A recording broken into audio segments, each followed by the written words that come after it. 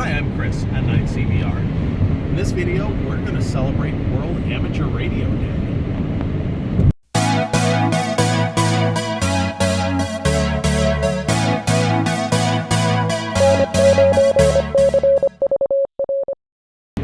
So we're headed over to ham radio outlet. I've actually never been. It's in Milwaukee. Our local branch is in Milwaukee. So we're doing some traveling for Easter, and kind of on the spur of the moment decided let's head over to ham radio outlet. So I'm super excited to see what's in there and all that. I'm not going to be leaving with a new radio, as much as that would be fun, but yeah, we'll see what happens. All right, well, here we are. Pretty cool antenna out there. Sorry about the rain. Let's do that. That's their antenna tower with the feed lines coming down. And we'll see what's inside.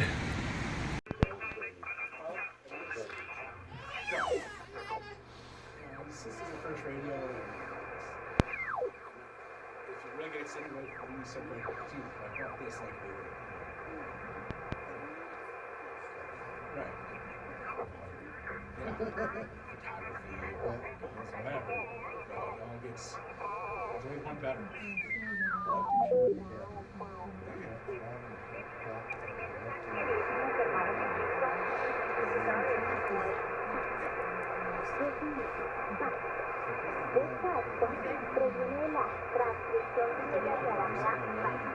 No sé si se pronuncia bien, si hay por ahí algún estudiado en esto, pues por favor nos corrige llamándonos, escribiéndonos, pero la palabra como tal es... All right, a little bit of noise here, but I just wanted to make a couple other statements. So you see right here behind me, they've got what appears to be a 2-meter, and I think there's a 70 centimeter antenna off of there too. That looks probably like a full wave, I'm guessing. I'm not super huge on my antennas. And you see the snow coming down, that's Wisconsin for you. So this is a crank up tower that they've got that they can crank up and down. You see all the feed lines coming up off of there. The FT991A that I was fooling around is basically going up to this. They got a Yagi up there. The little thicker portions up there, you can kind of see them. Those are, I don't remember the term for them, but basically chokes that allow that Yagi to be used for different bands. They've got another smaller Yagi up there, and then I don't know, maybe that's the 2-meter, and this is like a 6-meter. I don't know. I'm guessing at this point. But the other thing, I don't know if you notice, right above my finger here, there's a wire that goes all the way like this and across to their sign. That's an off-center fed dipole, so they got that running up there too. So a lot of cool stuff. Really enjoyed the trip. I bought myself a power supply and some wire, and talked somebody into buying that 991A, so that was kind of funny. Yeah. Well, thanks for coming along on that little trip. It was a huge amount of fun. We got to spend a little bit of time in Milwaukee. Yeah, like I said, I bought that power supply. I've got behind me this 2-meter radio. It's an old Yaesu FT1500M, strict 2-meter. It doesn't do anything other than 2-meter voice. That I wanted that power supply for, and then also I'm kind of getting enough for a bigger radio in the future. One of the things that was really cool is, that FT991, I've been thinking about a couple of different radios, and that 991 was one of them, but kind of lower on the list just because of the price. But with that waterfall display on it that you saw, I mean, there were kids there who, you just explained to them, hey, here's the waterfall. This is what you're looking at. The red part or green or whatever is how strong a signal is.